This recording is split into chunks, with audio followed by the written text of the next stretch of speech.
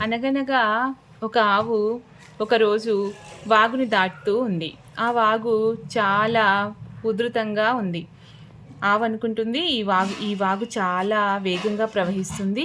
నెమ్మదిగా దాటుదాం అని అనుకుంటూ దాటుతుంది. ఇంతలో దానికి కొన్ని అరుపులు వినిపించాయి. కాపాడండి! నన్నెవరైనా కాపాడండి! అంటూ అరుపులు వినిపించాయి. ఆవు చుట్టూ చూసింది. తనకి వాగులో వేగంగా కొట్టుకుపోతున్న ఒక పాము కనిపించింది. అప్పుడు ఆవు పాముతో, భయపడకు, నేను నిన్ను కాపాడుతాను అని చెప్పింది.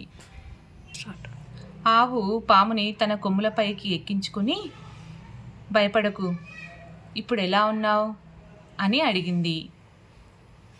అప్పుడు పాము, నా భయం పోయింది, నేను క్షేమంగానే ఉన్నాను అని చెప్పింది.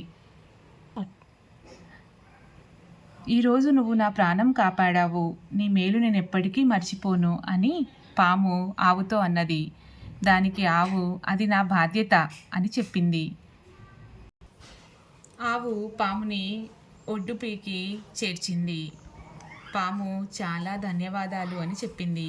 దానికి ఆవు, మరేం పర్వాలేదు, సాటి జీవికి సహాయం చేయడం సంతోషంగా ఉంటుంది అని ప్రేమగా చూసింది. దానికి పాము, నువ్వెంత మంచిదానివి అని ఆవుని ముద్దాడింది. కాసేపటికి ఆవు చనిపోయింది.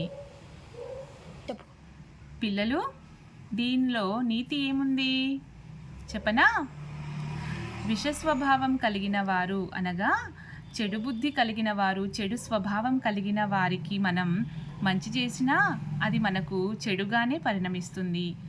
అంటే చెడ్డవారితో స్నేహం లేదా శత్రుత్వం ఏదైనా అది మనకు ప్రమాదమే. దుష్టులకి దూరంగా ఉండాలి. Thank you.